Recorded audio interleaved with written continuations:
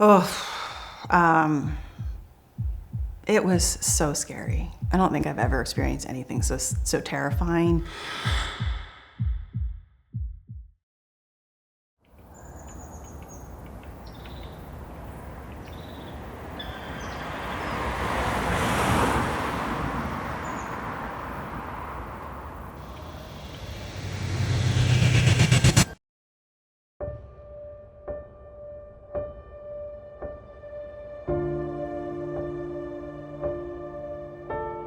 First time I remember experiencing dizziness, and it happened spontaneously at first and very erratically.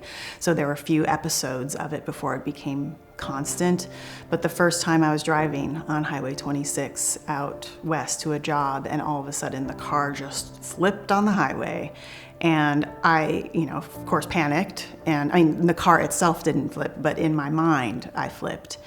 And I very slowly pulled over to the curb and just tried to tell myself that nothing had happened and everything is normal and I'm just gonna go to work and everything's gonna be fine.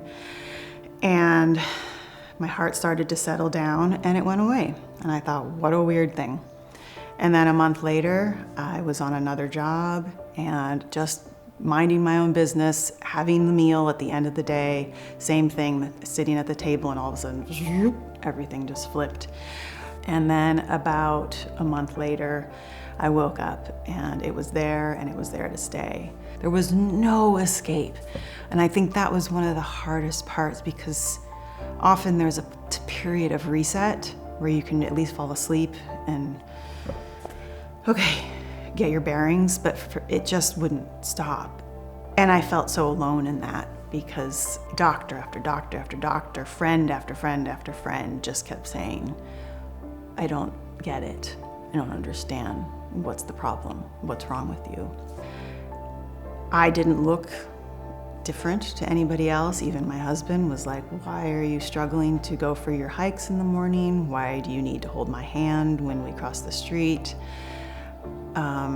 I remember the strangest sensation as I would do my daily walks that it felt like I was walking in a bouncy castle and the ground just kept on releasing itself underneath me. I would break out into a sweat because I couldn't talk myself out of this. It felt like something was severely wrong. Dave, my husband, who is just one of the most compassionate humans on the planet, he remembers me telling him that I wish I had lost a limb because it would be so much easier for people to understand what I'm struggling with and what I'm feeling inside if I had something very visible. No insult to anybody that's lost a limb, but this felt worse because I was not able to look at my phone. I was not able to look at screens. I was not able to work. I was losing friendships because they couldn't understand what was happening.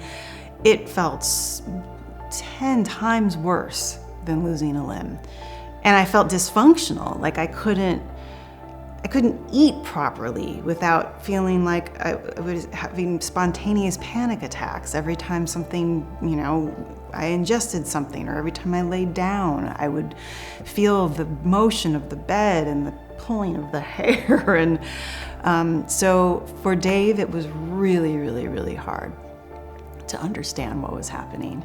And I think I would have done the same thing. When you see someone that's super capable that suddenly is not, but looks the same, you start to question, well, like, is something going on in there? Something they're not saying to me? Waited 4 more months to get into the neurologist, only to find out that I had cervicogenic vertigo. And he said, you'll be fine, you just do 12 weeks of physical therapy and you'll get out of this. And the physical therapist did 12 weeks with me and she said, I don't think this is what you have because you're not responding. That was August. In September, I flew to Colorado pursuing more doctors, and then I ended up staying there with my mom for 7 months. So I was a 40-year-old woman living with my mom and barely making it through my days.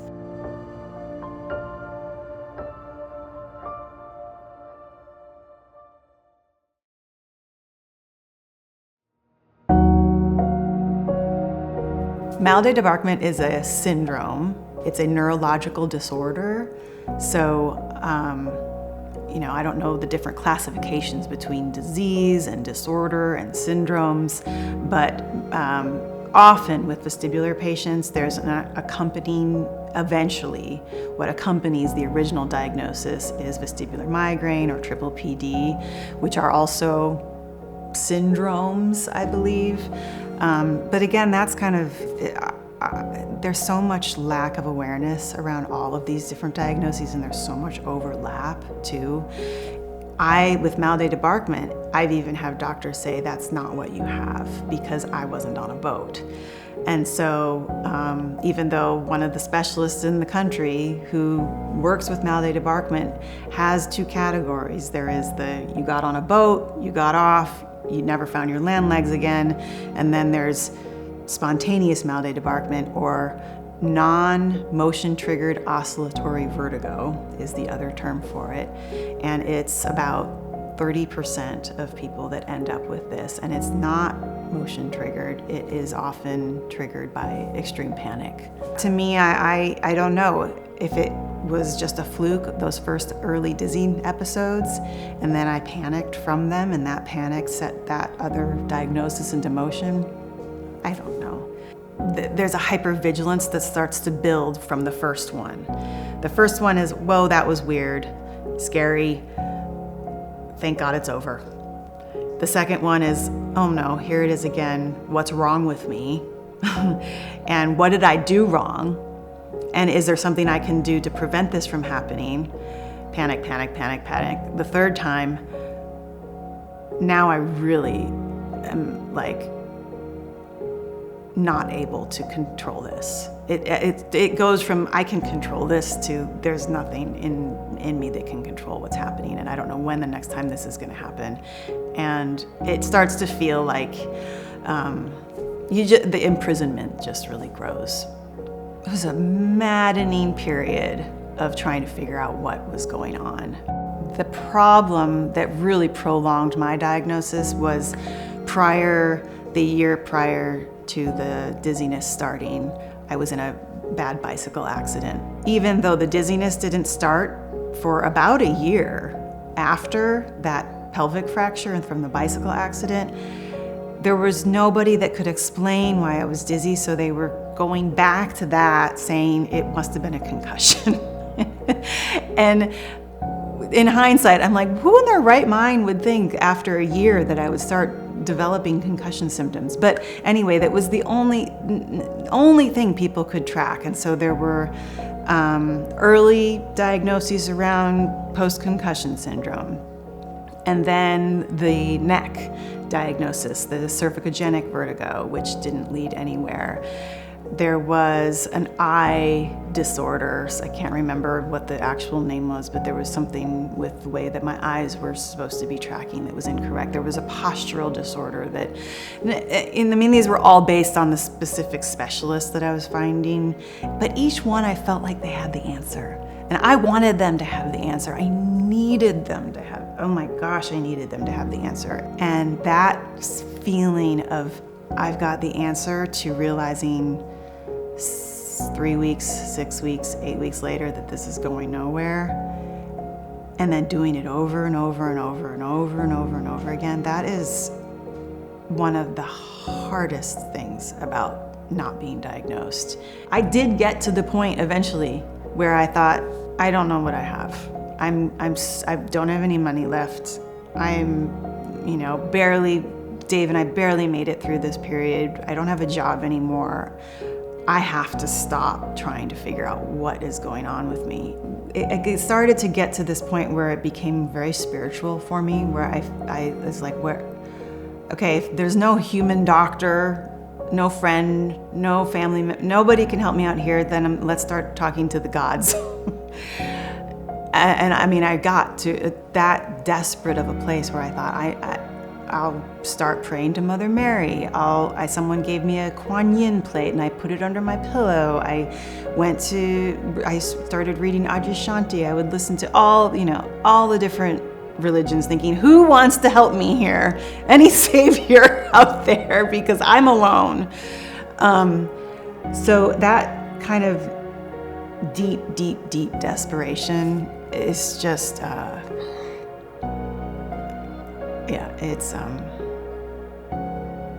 it's not fun.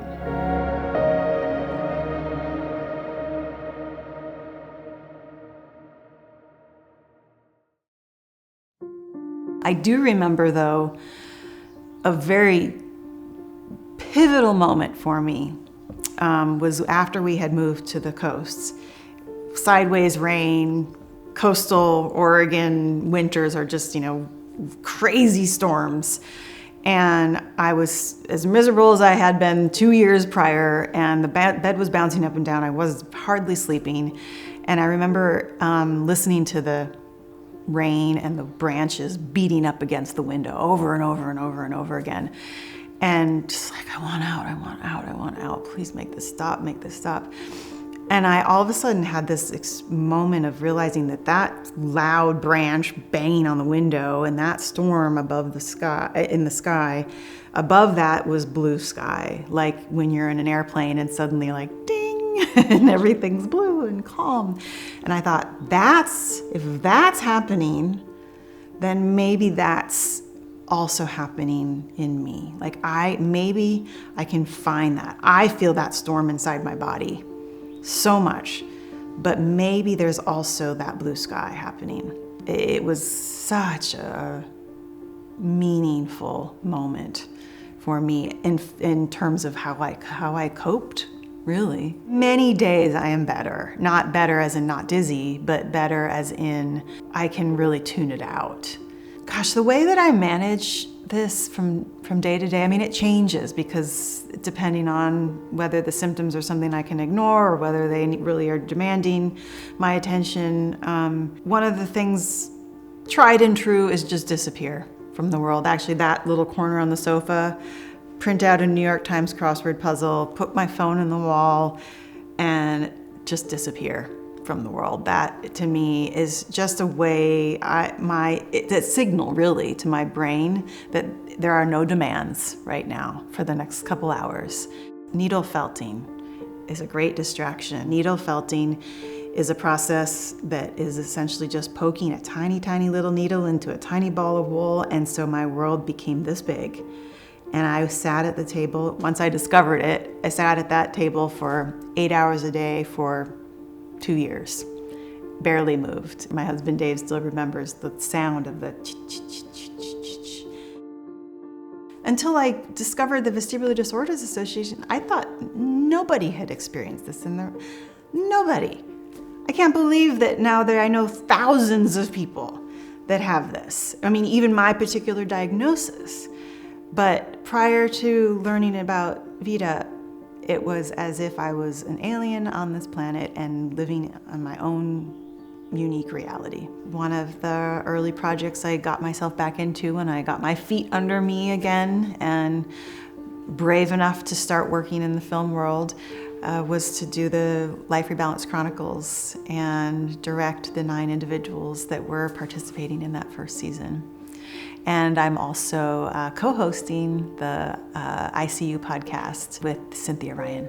The community of caregivers and practitioners that the Vestibular Disorders Association has brought together, it's kind of, it's maddening because they're there and I didn't know that they were there for so long, but it's also just so reassuring to know that there are people trained to work in this, and not just trained, but passionate about it. Holy cow, there are so many practitioners that are passionate about what they're doing, and they're devoting their lives to it. And the fact that it's still hard to find them unless they discover VeDA, I mean, to me, that's just, I cannot believe that there are people suffering the way I suffered and don't know that VeDA exists and that they don't have to suffer, really. It's that easy. If VeDA wasn't around, I would not have found other vestibular patients. So I probably would have isolated further. I would have continued to believe that there was no help, not just in the health practitioners world, but also in the caring human realm, I think I would have been a really depressed for quite a long time. And I think part of the resilience that a vestibular patient needs, because so much of our emotional life is hinged on the dizziness, we need optimism, and we need hope, and we need joy, and we need laughter and friendship, and that is just as much medicine as taking something that a neurologist prescribes. And without that, I think we are seriously prolonging the recovery, like seriously prolonging.